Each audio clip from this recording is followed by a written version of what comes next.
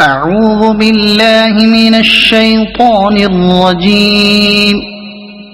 بسم الله الرحمن الرحيم. الحمد لله الذي أنزل على عبده الكتاب ولم يجعل له عوجا قيما لينذر بأسا شديدا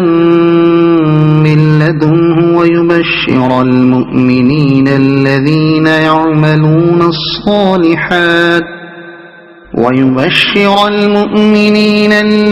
يعملون الصالحات أن لهم أجرا حسنا ماكثين فيه أبدا وينذر الذين قالوا اتخذ الله ولدا ما لهم به من علم ولا لآبائهم كبرت كلمة تخرج من أفواههم إن يقولون إلا كذبا فلعلك باخع نفسك على آثارهم إن لم يؤمنوا بهذا الحديث أسفا إنا جعلنا ما على الأرض زينة لها لنبلوهم أيهم أحسن عملا وإنا لجاعلون ما عليها صعيدا جرزا أم حسبت أن أصحاب الكهف والرقيم كانوا من آياتنا عجبا إذ أوى الفتية إلى الكهف فقالوا ربنا آتنا من لدنك رحمة وهيئ لنا من أمرنا رشدا فضربنا على آذانهم في الكهف سنين عددا ثم بعثناهم لنعلم أي الحزبين أحصى لما لبثوا أمدا نحن نقص عليك نبأهم بالحق إنهم فتية آمنوا بربهم وزدناهم هدى وربطنا على قلوبهم إذ قاموا فقالوا ربنا رب السماوات والأرض لن ندعو من دونه إلها لقد قلنا إذا شططا هؤلاء قومنا اتخذوا من دونه آلهة لولا يأتون عليهم بسلطان بين فمن أظلم ممن افترى على الله كذبا وإذ اعتزلتموهم وما يعبدون إلا الله فأووا إلى الكهف ينشر لكم ربكم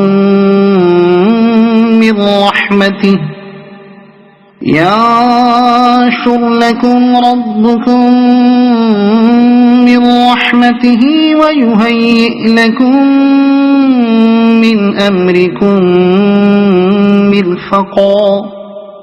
وترى الشمس إذا طلعت تزاور عن كهفهم ذات اليمين وإذا غربت تقرضهم ذات الشمال وهم في فجوة منه ذلك من آيات الله من يهد الله فهو المهتد ومن يضلل فلن تجد له وليا مرشدا وتحسبهم أيقاظا وهم رقود نقلبهم ذات اليمين وذات الشمال وكلبهم باسط ذراعيه بالوصيد لو اطلعت عليهم لوليت منهم فرارا ولملئت منهم رعبا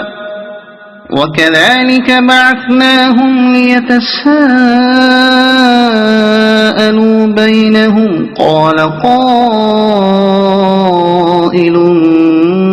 منهم كم لبثتم قالوا لبثنا يوما أو بعض يوم قالوا ربكم أعلم بما لبثتم فابعثوا أحدكم بورقكم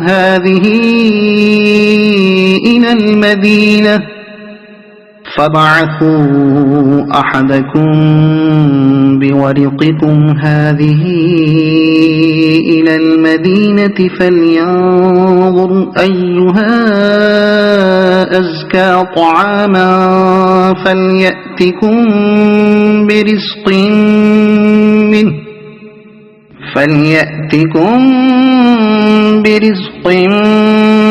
منه وليتلطف ولا يشعرن بكم أحدا إنهم إن يظهروا عليكم يرجموكم أو يعيدوكم في ملتهم ولن تفلحوا إذا أبدا وكذلك أعثرنا عليهم ليعلموا أن وعد الله حق وأن الساعة لا ريب فيها إذ يتنازعون بينهم أمرهم فقالوا ابنوا عليهم بنيانا ربهم أعلم بهم قال الذين غلبوا على أمرهم لنتخذن عليهم مسجدا سيقولون ثلاثة رابعهم كلبهم ويقولون خمسة سادسهم كلبهم رجما بالغيب ويقولون سبعة وثامنهم كلبهم قل ربي أعلم بعدتهم ما يعلمهم إلا قليل فلا تمار فيهم إلا مراء ظاهرا ولا تستفت فيهم منهم أحدا ولا تقولن لشيء إني فاعل ذلك غدا إلا أن يشاء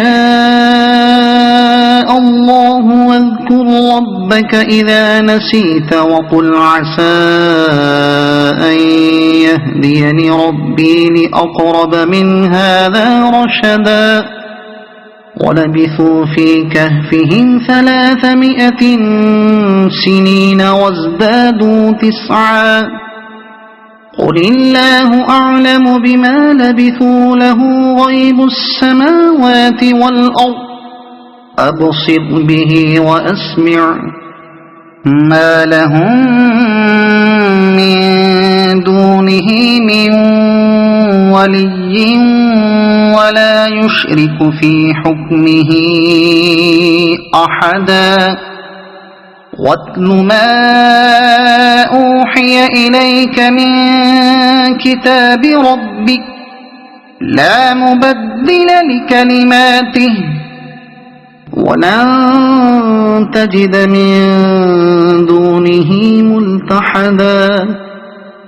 واصبر نفسك مع الذين يدعون ربهم بالغداة والعشي يريدون وجهه ولا تعد عيناك عنهم تريد زينة الحياة الدنيا ولا تطع من أغفلنا قلبه عن ذكرنا واتبع هواه وكان أمره فرطا وقل الحق من ربكم فمن شاء فليؤمن ومن شاء فليكفر إنا أعتدنا للظالمين نارا أحاط بهم سرادقها وإن يستغيثوا يغاثوا بماء كالمهل يشوي الوجوه بئس الشراب وساءت مرتفقا إن الذين آمنوا وعملوا الصالحات إنا لا نضيع أجر من أحسن عملا أولئك لهم جنات عدن تجري من تحتهم الأنهار يحلون فيها من أساور من ذهب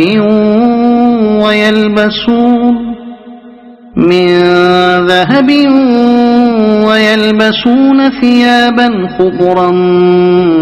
من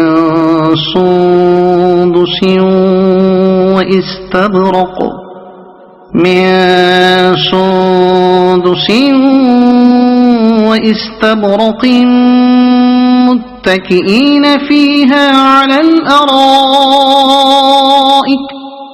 واستبرق متكئين فيها على الأرائك نعم الثواب وحسنت مرتفقا واضرب لهم مثل الرجلين جعلنا لأحدهما جنتين من أعناب وحففناهما بنخل وجعلنا بينهما زرعا كلتا الجنتين آتت أكلها ولم تظلم منه شيئا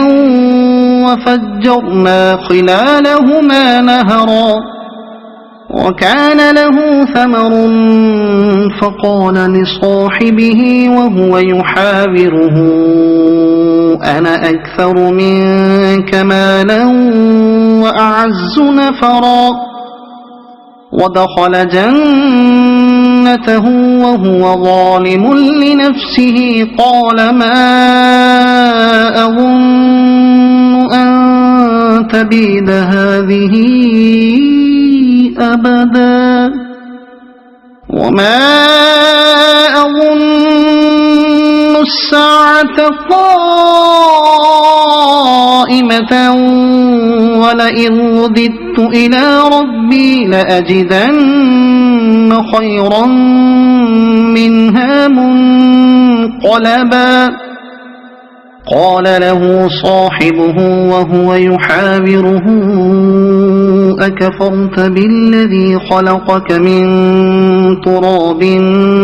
ثم من نطفة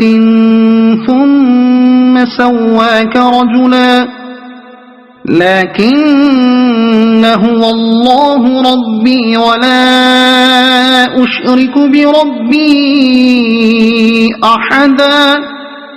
ولولا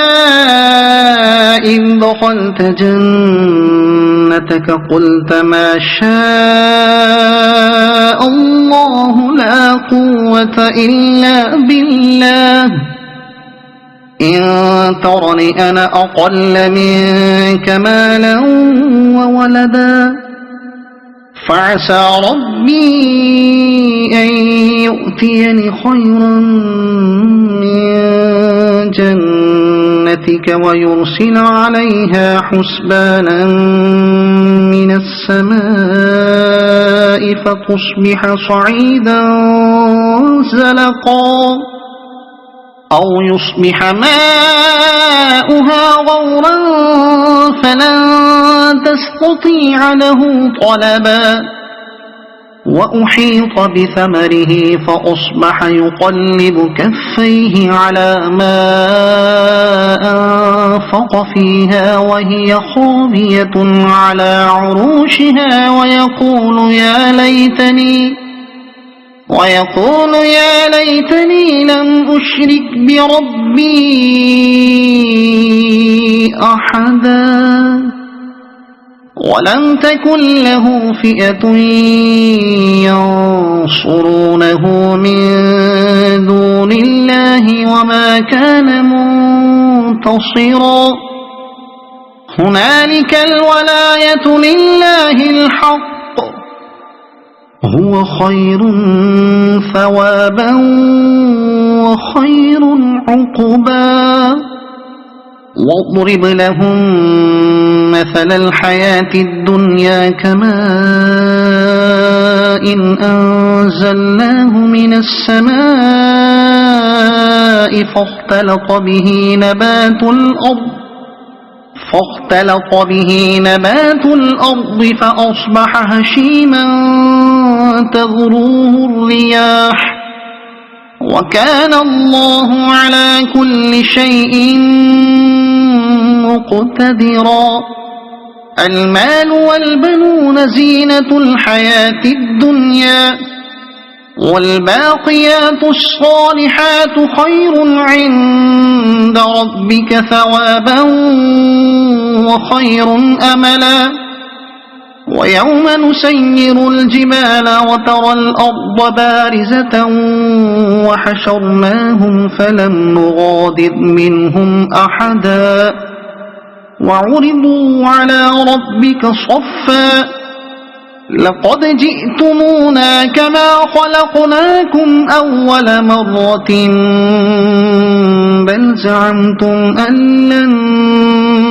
نجعل لكم موعدا ووضع الكتاب فترى المجرمين مشفقين مما فيه ويقولون يا ويلتنا ما لهذا الكتاب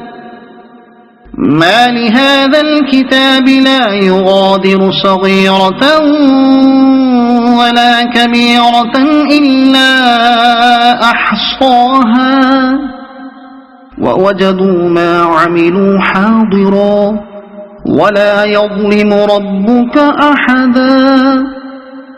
وإذ قلنا للملائكة اسجدوا لآدم فسجدوا إلا إبليس كان من الجن ففسق عن أمر ربه أفتتخذونه وذريته أولياء من دوني وهم لكم عدو بئس للظالمين بدلا ما أشهدتهم خلق السماوات والأرض ولا خلق أنفسهم وما كنت متخذ المضلين عضدا ويوم يقول نادوا شركائي الذين زعمتم فدعوهم فلم يستجيبوا لهم وجعلنا بينهم موبقا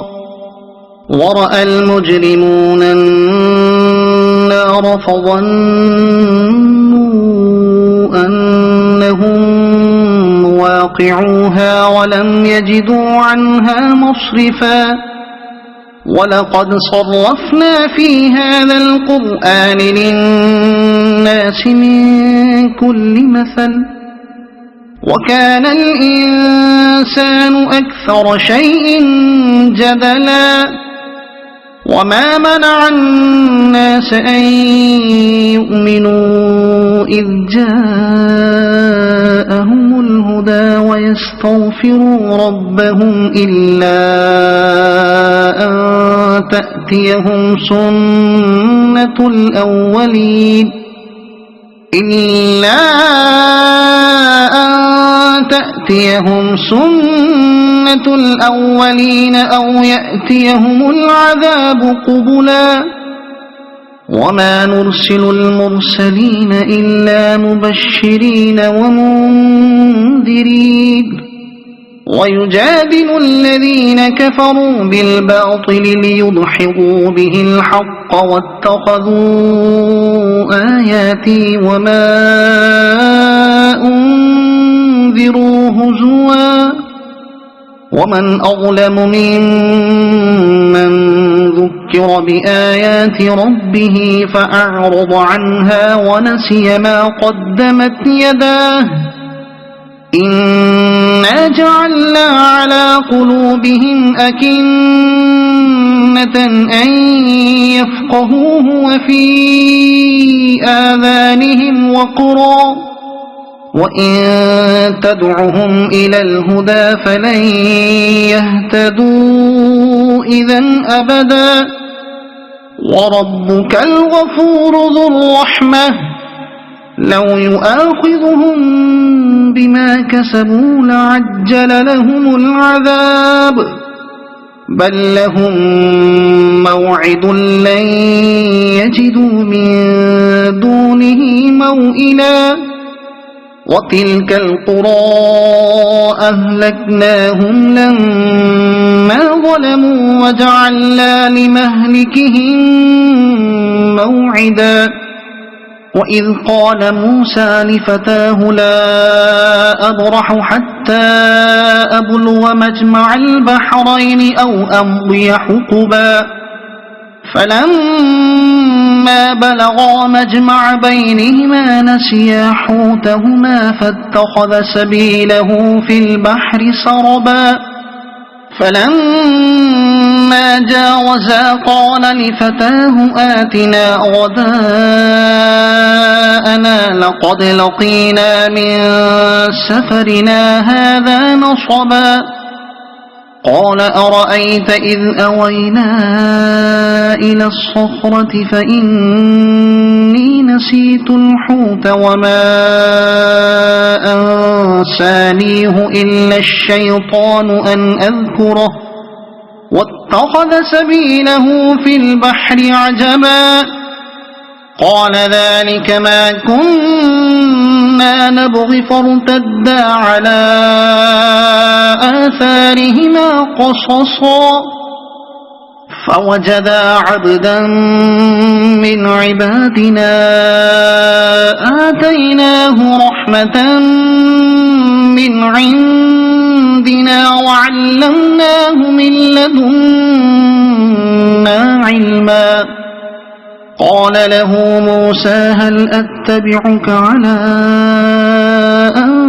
تعلمني مما علمت رشدا قال إنك لن تستطيع معي صبرا وكيف تصبر على ما لم تحط به خبرا قال ستجدني إن شاء الله صابرا ولا أعصي لك أمرا قال فإن اتبعتني فلا تسألني عن شيء حتى أحدث لك منه ذكرا فانطلقا حتى إذا ركبا في السفينة خرقها قال أخرقتها لتغرق أهلها لقد جئت شيئا إمرا قال ألم أقل إنك لن تستطيع معي صبرا قال لا تؤاخذني بما نسيت ولا ترهقني من أمري عسرا فانطلقا حتى إذا لقيا غلاما فقتله قال أقتلت نفسا زكية بغير نفس لقد جئت شيئا نكرا قال ألم أقل لك إنك لن تستطيع معي صبرا قال إن سألتك عن شيء بعدها فلا تصاحبني قد بلغت من لدني عذرا فانطلقا حتى إذا أتيا أهل قرية استطعما أهلها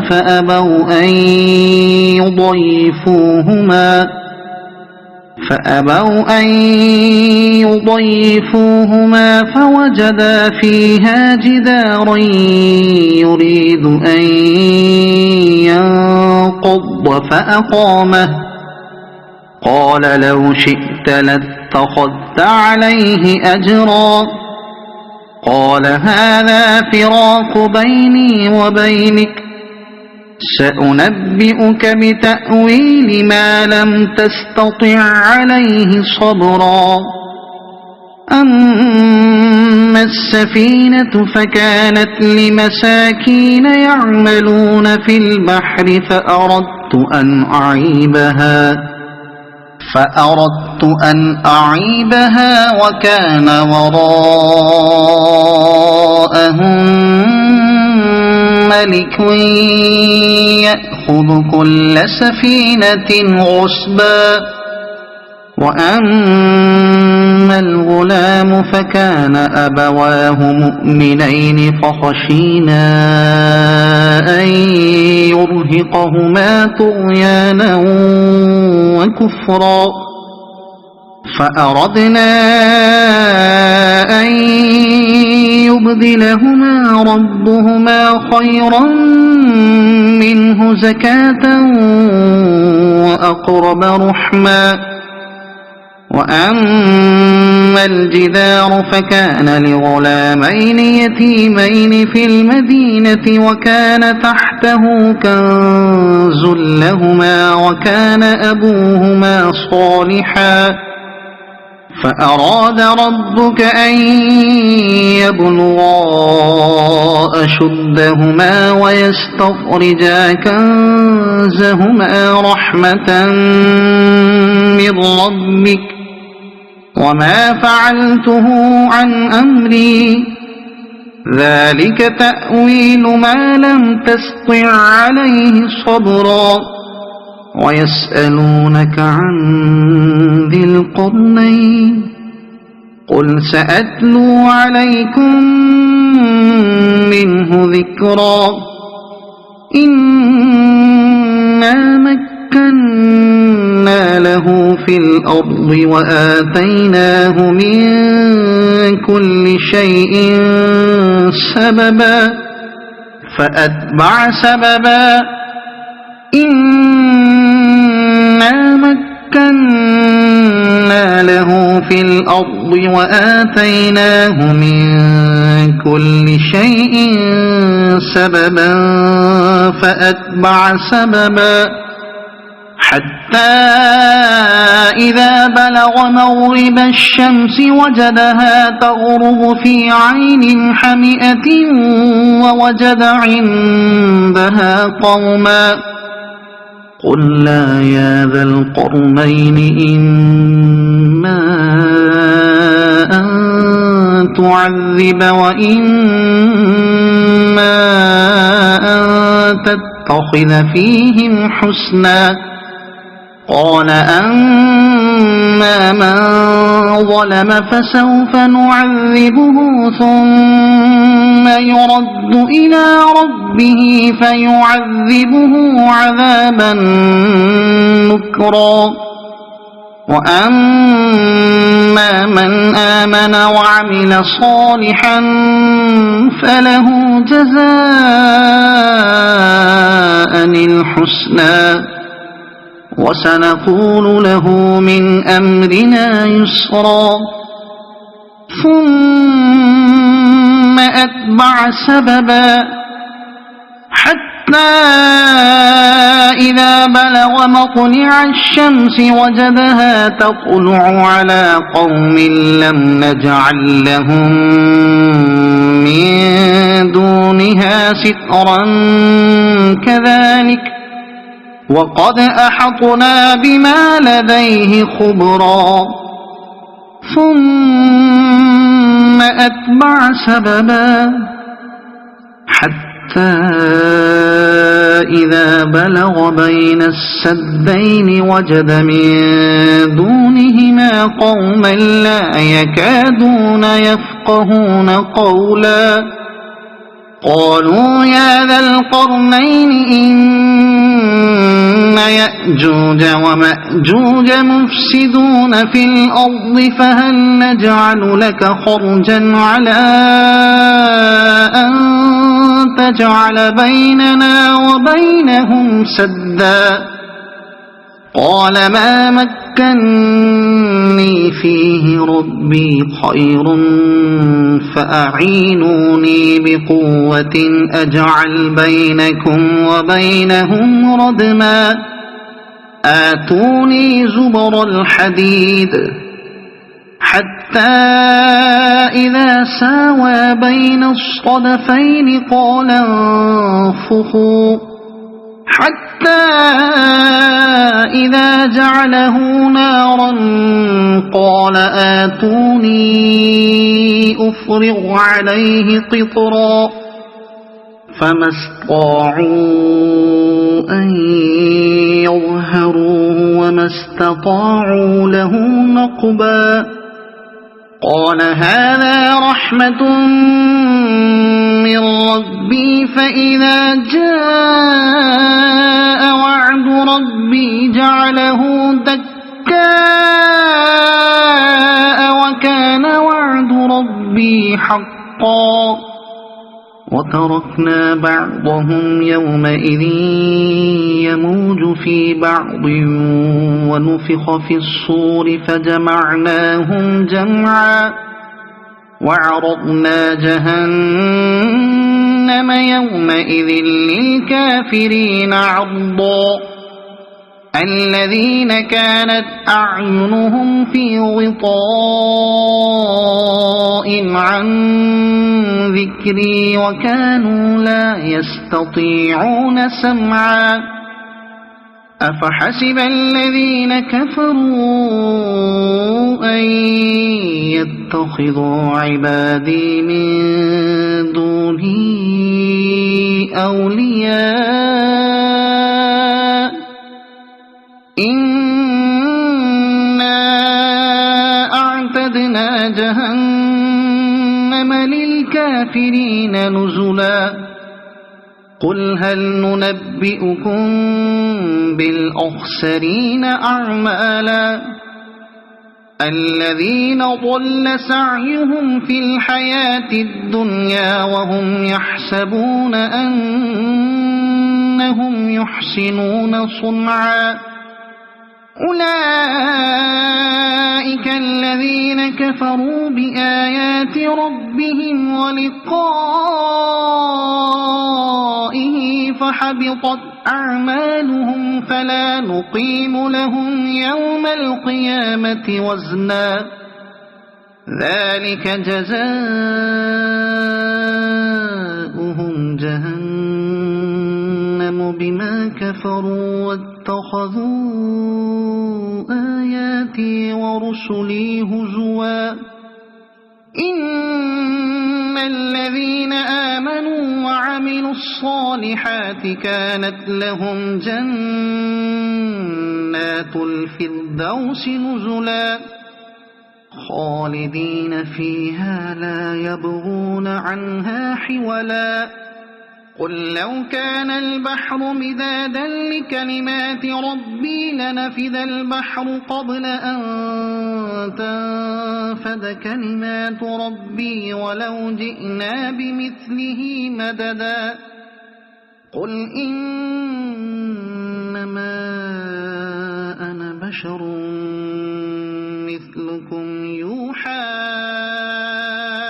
إلي أنما